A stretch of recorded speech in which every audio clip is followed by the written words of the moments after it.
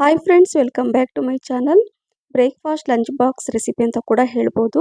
ಈ ರೀತಿ ಬಿಸಿ ಬಿಸಿ ಪೂರಿ, ಈ ಹೆಲ್ದಿ ಸಾಗು, ನೀವು ಈ ರೀತಿ ಸಾಗು ನಿಜವಾಗ್ಲೂ ಮಾಡಿದ್ದೀರಾ? ಮಾಡಿಲ್ಲ ಅಂದರೆ ಇವತ್ತೇ ಮಾಡಿ.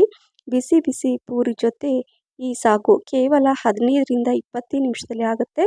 ಹಾಗಾಗಿ ಈ ರೀತಿ ನೀವು ಒಂದ್ಸಲ ಮಾಡಿದರೆ ನಿಮಗೆ ಗೊತ್ತಾಗುತ್ತೆ ಇದರ ರುಚಿ. ನೀವು ಬೇರೆ ವೆಜಿಟೇಬಲ್ದೆಲ್ಲ ಸಾಗು ಮಾಡ್ತಾ ಇರ್ತೀರಾ, ಆದರೆ ನಾನು ಮಾಡಿದ ವಿಧಾನದಲ್ಲಿ ಒಮ್ಮೆ ಮಾಡಿ, ಖಂಡಿತವಾಗ್ಲೂ ನಿಮಗೆ ಅಲ್ಲ ಮನೆಯವರೆಲ್ಲರೂ ಇಷ್ಟಪಟ್ಟು ತಿಂತಾರೆ. ಈ ರೀತಿ ಬಿಸಿ ಬಿಸಿ ಪೂರಿ ಮಾಡಿಕೊಂಡು ಈ ಸಾಗು ಜೊತೆ ರಿಯಲಿ ನೀವು ತಿಂತಾ ಇದ್ರೆ ತಿಂತಾನೆ ಇರ್ತೀರ ಅಂತ ಹೇಳ್ತಾ, ಬನ್ನಿ ಯಾವ ರೀತಿ ಮಾಡೋದು ಅಂತ ನೋಡೋಣ. ಇಲ್ಲಿ ನಾನು ಒಂದು ಕುಕ್ಕರಲ್ಲಿ ನೋಡಿ ಗ್ಯಾಸ್ ಕೂಡ ಆನ್ ಮಾಡಿದ್ದೀನಿ. 4ರಿಂದ 5 ಟೀ ಸ್ಪೂನಷ್ಟು ಎಣ್ಣೆ ಹಾಕಿದ್ದೀನಿ. ಎಣ್ಣೆ ಸ್ವಲ್ಪ ಬಿಸಿ ಆಗಲಿ. ಒಂದು ಈರುಳ್ಳಿ ಮತ್ತು ಒಂದು ಟೊಮೆಟೊ ನಾನು ಚೆನ್ನಾಗಿ ತೊಳೆದ್ಬಿಟ್ಟು ಈರುಳ್ಳಿ ಕೂಡ ಉದ್ದಕ್ಕೆ ಹೆಚ್ಕೊಂಡಿದ್ದೀನಿ. ಹಾಗೆ ಟೊಮೆಟೊ ಕೂಡ ಈ ರೀತಿ ಉದ್ದಕ್ಕೆ ಸ್ಲೈಸಾಗಿ ಹೆಚ್ಕೊಂಡು, ಎಣ್ಣೆ ಬಿಸಿ ಆದಮೇಲೆ ಸಾಸಿವೆ, ಜೀರಿಗೆ, ಸ್ವಲ್ಪ ಕರಿಬೇವು ಸೊಪ್ಪು, ಹಾಗೆ ಸ್ವಲ್ಪ ಇಂಗು ಕೂಡ ಹಾಕ್ಕೊಳ್ತಾ ಇದ್ದೀನಿ. ನಂತರ ಹೆಚ್ಚಿರುವಂತಹ ಈರುಳ್ಳಿ ಕೂಡ ಹಾಕ್ಕೊಂಡು ಸ್ವಲ್ಪ ಕಲರ್ ಚೇಂಜ್ ಆಗೋ ತನಕ ಅದನ್ನು ಫ್ರೈ ಮಾಡ್ಕೋಬೇಕು. ನಂತರ ನಾವೇನು ಹೆಚ್ಚಿರುವಂತಹ ಟೊಮೆಟೊ ಕೂಡ ಅದರಲ್ಲಿ ಹಾಕೋಬೇಕಾಗತ್ತೆ. ಈರುಳ್ಳಿ ಸ್ವಲ್ಪ ಕಲರ್ ಚೇಂಜ್ ಆದಮೇಲೆ ಟೊಮೆಟೊ ಹಾಕ್ಕೊಳ್ಳಿ. ನಂತರ ಇಲ್ಲಿ ನೋಡಿ ನಾವು ಒಂದು ಸೋರೆಕಾಯಿ ಸಿಪ್ಪೆ ತೆಗೆದು ತೊಳೆದ್ಬಿಟ್ಟು ಇಟ್ಕೊಂಡಿದ್ದೀನಿ. ತುಂಬ ಎಳೆದಾಗಿದೆ. ಹಾಗಾಗಿ ಈ ರೀತಿ ನಾನು ಈ ಸಾಗುನ ಮಾಡ್ತಾ ಇದ್ದೀನಿ. ತುಂಬ ರುಚಿಯಾಗಿರುತ್ತೆ. ಆಲೂಗಡ್ಡೆ ಮತ್ತು ಬೇರೆ ತರಕಾರಿಗಳಿಂದ ನೀವು ಮಾಡಿರ್ತೀರಾ, ಬಟ್ ಈ ಸೋರೆಕಾಯಿಂದ ನೀವು ಒಮ್ಮೆ ಈ ವಿಧಾನದಲ್ಲಿ ನೀವು ಸಾಗು ಮಾಡಿ ನೋಡಿ, ತುಂಬ ಇಷ್ಟಪಟ್ಟು ತಿಂತೀರಾ. ಈಗ ಹೆಚ್ಚಿರುವಂತಹ ಸೋರೆಕಾಯಿ ಹಾಕ್ಕೊಂಡಿದ್ದೀನಿ. ಹಾಗೆ ಒಂದು 1/4 kg ಅಂದರೆ 1 ಬಟ್ಲಷ್ಟು ನಾನು ಬೀನ್ಸನ್ನು ಚೆನ್ನಾಗಿ ತೊಳೆದು ನೀಟಾಗಿ ಸಣ್ಣಗೆ ಪೀಸ್ ಮಾಡಿ ನಾನು ಇದರಲ್ಲಿ ಹಾಕ್ಕೊಳ್ತಾ ಇದ್ದೀನಿ. ಈ ಸೋರೆಕಾಯಿ ಮತ್ತು ಬೀನ್ಸಿಂದ ನಾನು ಸಾಗು ಮಾಡ್ತಾ ಇರೋದು. ಈಗ 2 ಟೀ ಸ್ಪೂನಷ್ಟು ಖಾರದ ಪುಡಿ, ಅರ್ಧ ಟೀ ಸ್ಪೂನಷ್ಟು ಗರಂ ಮಸಾಲ, ಸ್ವಲ್ಪ ಅರಿಶಿಣ, ರುಚಿಗೆ ತಕ್ಕಷ್ಟು ಉಪ್ಪು. ನಾನು ಈ ಗರಂ ಮಸಾಲ ರೆಸಿಪಿನ ನಿಮ್ಗೆ ಆಲ್ರೆಡಿ ನಾನು ಶೇರ್ ಮಾಡಿದ್ದೀನಿ. ಅದೇ ಮಸಾಲೆ ನಾನು ಇವತ್ತು ಯೂಸ್ ಮಾಡ್ತಾ ಇದ್ದೀನಿ ಫ್ರೆಂಡ್ಸ್. ಈಗ ಇದನ್ನೆಲ್ಲ ಮಿಕ್ಸ್ ಮಾಡಿಕೊಂಡು ಮೊದಲು 1-2 ನಿಮಿಷ ಎಲ್ಲ ಮಸಾಲೆ ಎಲ್ಲ ಹೀರ್ಕೋಬೇಕು ತರಕಾರಿ. ನಂತರ ನಾನು 1 ಕಪ್ಪಷ್ಟು ಅಂದರೆ 1 ಗ್ಲಾಸಷ್ಟು ನೀರನ್ನು ಹಾಕ್ಕೊಂಡು ಇದನ್ನು ಕುದಿಲಿಕ್ಕೆ ಬಿಡ್ತೀನಿ.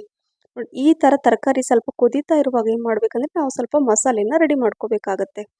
ಈಗ ಇಲ್ಲಿ ಒಂದು ಅರ್ಧ ಬಟ್ಲಷ್ಟು ಒಣ ಕೊಬ್ಬರಿನ ತೊಗೊಂಡಿದ್ದೀನಿ, ಅಥವಾ ನೀವು ಹಸಿ ತೆಂಗಿನಕಾಯಿ ಕೂಡ ತೊಗೋಬೋದು. ಮಿಕ್ಸಿ ಜಾರಲ್ಲಿ ಹಾಕ್ಕೊಂಡಿದ್ದೀನಿ. ಸ್ವಲ್ಪ ಶುಂಠಿ, ಬೆಳ್ಳುಳ್ಳಿ ಮತ್ತು ಪುದೀನ ಅದನ್ನು ಹಾಕ್ಕೊಂಡು ಈಗ ನಾನು ಅದನ್ನು ರುಬ್ಕೊಳ್ತೀನಿ. ಹಾಗೆ ಅಲ್ಲಿ ಮಿಕ್ಸ್ ಮಾಡ್ತಾ ಇರಬೇಕು, ನೋಡ್ತಾ ಇರಬೇಕು. ಯಾಕಂದರೆ ಕುಕ್ಕರಲ್ಲಿ ತರಕಾರಿ ಎಲ್ಲ ಹಾಕಿರ್ತೀವಲ್ವ, ಅದನ್ನು ಚೆಕ್ ಮಾಡ್ತಾ ಮಾಡ್ತಾ ಇದನ್ನು ನಾನು ರುಬ್ಕೊಂಡಿದ್ದೀನಿ ಸ್ವಲ್ಪ ನೀರು ಹಾಕ್ಕೊಂಡು. ನಂತರ ರುಬ್ಬಿರುವಂತಹ ಇದನ್ನು ಅಂದರೆ ಮಸಾಲೆನ ಈ ಕುಕ್ಕರಲ್ಲಿ ಅಂದರೆ ಈ ಮಸಾಲೆ ತರಕಾರಿಯಲ್ಲಿ ಹಾಕ್ಕೊಳ್ತಾ ಇದ್ದೀನಿ.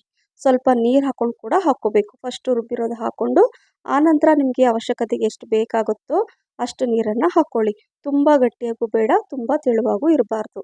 ಈಗ ಅದೇ ಮಿಕ್ಸಿ ಜಾರಲ್ಲಿ ಸ್ವಲ್ಪ ನೀರನ್ನು ಹಾಕ್ಕೊಂಡು ಅದರಲ್ಲಿ ಹಾಕ್ಕೊಂಡಿದ್ದೀನಿ. ನೋಡಿ ಈ ರೀತಿಯಾಗಿ, ಅಂದರೆ ನೋಡಿ ತುಂಬ ಗಟ್ಟಿನೂ ಇಲ್ಲ, ತುಂಬ ತೆಳು ಇಲ್ಲ, ಮೀಡಿಯಮ್ ಆಗಿ ಇರಬೇಕು. ಇನ್ನೊಂದು ಸ್ವಲ್ಪ ನೀರು ಹಾಕ್ಕೊಂಡೆ, ಸ್ವಲ್ಪ ಉಪ್ಪು ಕಡಿಮೆ ಅನಿಸ್ತು, ಉಪ್ಪು ಕೂಡ ಹಾಕ್ಕೊಂಡು ಮಿಕ್ಸ್ ಮಾಡಿಕೊಂಡು ಈಗ ಇದನ್ನು ನಾವು ಕುಕ್ಕರ್ ಲಿಡ್ಡನ್ನು ಕ್ಲೋಸ್ ಮಾಡಿಕೊಂಡು 2 ವಿಸಲ್ ಸಾಕಾಗತ್ತೆ. ಯಾಕಂದರೆ ಸೋರೆಕಾಯಿ ಕೂಡ ತುಂಬ ಎಳೆದಾಗಿದೆ, ಬೀನ್ಸ್ ಕೂಡ ಬೇಗ ಬೇಯುತ್ತೆ. ಹಾಗಾಗಿ ಮೀಡಿಯಮ್ ಫ್ಲೇಮಲ್ಲೇ 2 ವಿಸಲ್ ಆದರೆ ಸಾಕು, ಬೇಗನೆ ಬೇಯುತ್ತೆ. ಸೋರೆಕಾಯಿ ಕೂಡ ಎಳೆದಾಗಿದೆ, ಬೀನ್ಸ್ ಕೂಡ ಬೇಗ ಬೇಯುತ್ತೆ. ಹಾಗಾಗಿ 2 ವಿಸಲ್ಗೆ ನಾನು ಆಫ್ ಮಾಡ್ತೀನಿ. ಇದನ್ನು ಸೈಡಲ್ಲಿ ಇಟ್ಬಿಟ್ಟು ಮೀಡಿಯಮ್ ಫ್ಲೇಮಲ್ಲಿ ಇಡ್ತೀನಿ. ಇಲ್ಲಿ ಒಂದು ಕಡಾಯಲ್ಲಿ ಎಣ್ಣೆ ಕೂಡ ಹಾಕಿ ಬಿಸಿ ಮಾಡಲಿಕ್ಕೆ ಇಡ್ತೀನಿ. ಚಪಾತಿ ಹಿಟ್ಟಿನ ಹದಕ್ಕೆ ನಾನು ಅಂದರೆ ಪೂರಿ ಮಾಡಲಿಕ್ಕೆ ನಾನು ಕಲಸಿ ಇಟ್ಟಿದ್ದೆ. ಗೋಧಿ ಹಿಟ್ಟಿಂದ ಮಾಡ್ತಾ ಇರ್ತೀನಿ. ಗೋಧಿ ಹಿಟ್ಟಲ್ಲಿ ಸ್ವಲ್ಪ ಉಪ್ಪು, ಸ್ವಲ್ಪ ಅಜ್ವೈನ್ ಕೂಡ ಹಾಕಿ ಎಷ್ಟು ಬೇಕೋ ಅಷ್ಟು ನೀರು ಹಾಕ್ಕೊಂಡು 2ರಿಂದ 3 ಟೀ ಸ್ಪೂನಷ್ಟು ಎಣ್ಣೆ ಹಾಕ್ಕೊಂಡು ನಾನು ಕಲಸಿಟ್ಟಿದ್ದೆ. ಎಣ್ಣೆ ಬಿಸಿ ಆಗೋದ್ರೊಳಗೆ ನಾನು ಪೂರಿ ಎಷ್ಟಾಗುತ್ತೋ ಅಷ್ಟು ಉದ್ಕೊಂಡ್ಬಿಟ್ಟು ಇಟ್ಕೊಳ್ತೀನಿ. ಸೈಡಲ್ಲಿ ಕುಕ್ಕರ್ ಇಟ್ಟಿದ್ನಲ್ವ, ಅದು ಕೂಡ ವಿಸಲ್ ಆಗ್ತಾ ಇರುತ್ತೆ. ಹೇಳಿದ್ನಲ್ವ ಒಂದು 15 ನಿಮಿಷದಲ್ಲಿ ಆಗುತ್ತೆ. ಇದು ಬೇಗನೆ ಆಗುತ್ತೆ, ರುಚಿ ಮಾತ್ರ ಸೂಪರ್ ಅಂತ ಹೇಳ್ಬೋದು. ಎಣ್ಣೆ ಬಿಸಿಯಾಗಿದೆ. ಈಗ ಉದ್ದಿ ಅಂದರೆ ಪೂರಿ ನಾನೇನು ಮಾಡಿಟ್ಟಿದ್ನಲ್ವ ಅದನ್ನು ಫ್ರೈ ಮಾಡ್ಕೊಳ್ತೀನಿ. ನೋಡಿ ಎಷ್ಟು ಚೆನ್ನಾಗಿ ಉಬ್ಬಿ ಬಂದಿದೆ. ಗೋಧಿ ಹಿಟ್ಟಿನಿಂದ ನೀವು ಪೂರಿ ಮಾಡಿ ತುಂಬ ಚೆನ್ನಾಗಿರುತ್ತೆ. ಮೈದಾ ಹಿಟ್ಟಿಗಿಂತ ಆರೋಗ್ಯಕರವಾಗಿ ನಾವು ಗೋಧಿ ಹಿಟ್ಟಿಂದಲೇ ಪೂರಿ ಮಾಡೋದು ಒಳ್ಳೆಯದು ಅಂತ ಹೇಳ್ತಾ ಇದ್ದೀನಿ.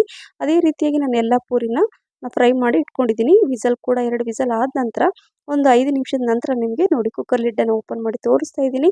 ಸೋರೆಕಾಯಿ ಸಾಗು ತುಂಬ ಹೆಲ್ದಿಯಾಗಿ ತುಂಬ ಚೆನ್ನಾಗಿ ಕಾಣಿಸ್ತಾ ಇದೆ. ನೋಡಿ ಎಷ್ಟು ಚೆನ್ನಾಗಿ ಕಾಣಿಸ್ತಿದೆ, ರುಚಿ ಮಾತ್ರ ನೀವು ಇದನ್ನು ಮಾಡಿ ತಿಂದಮೇಲೆ ಗೊತ್ತಾಗುತ್ತೆ. ನೋಡಿ ಬಿಸಿ ಬಿಸಿ ಪೂರಿ ಜೊತೆ ಈ ಸೋರೆಕಾಯಿ ಸಾಗು ರೆಡಿ ಆಯಿತು. ಹಾಗಾಗಿ ನೀವು ಮಿಸ್ ಮಾಡದೆ ಮಾಡ್ತೀರಲ್ವಾ? ಈ ರೆಸಿಪಿ ನಿಮಗೆ ಇಷ್ಟ ಆಗಿದ್ರೆ ಲೈಕ್, ಶೇರ್, ಕಮೆಂಟ್ಸ್ ಮತ್ತು ಸಬ್ಸ್ಕ್ರೈಬ್ ಮಾಡೋದನ್ನು ಮರಿಬೇಡಿ. ಹಾಗೆ ನಿಮ್ಮ ಫ್ರೆಂಡ್ಸ್ ಮತ್ತು ಫ್ಯಾಮಿಲಿ ಕೂಡ ಶೇರ್ ಮಾಡಿ. ಹಾಗೆ ನನ್ನ ಫೇಸ್ಬುಕ್ ಪೇಜ್ ಫಾಲೋ ಮಾಡೋದನ್ನು ಮರಿಬೇಡಿ ಅಂತ ಹೇಳ್ತಾ, ಮತ್ತೆ ಇನ್ನೊಂದು ಆರೋಗ್ಯಕರವಾದ ರುಚಿಯಾದ ಹೊಸ ರೆಸಿಪಿ ಜೊತೆ ಸಿಗ್ತೀನಿ. ಅಲ್ಲಿವರೆಗೂ thank you for watching. Bye. Take care.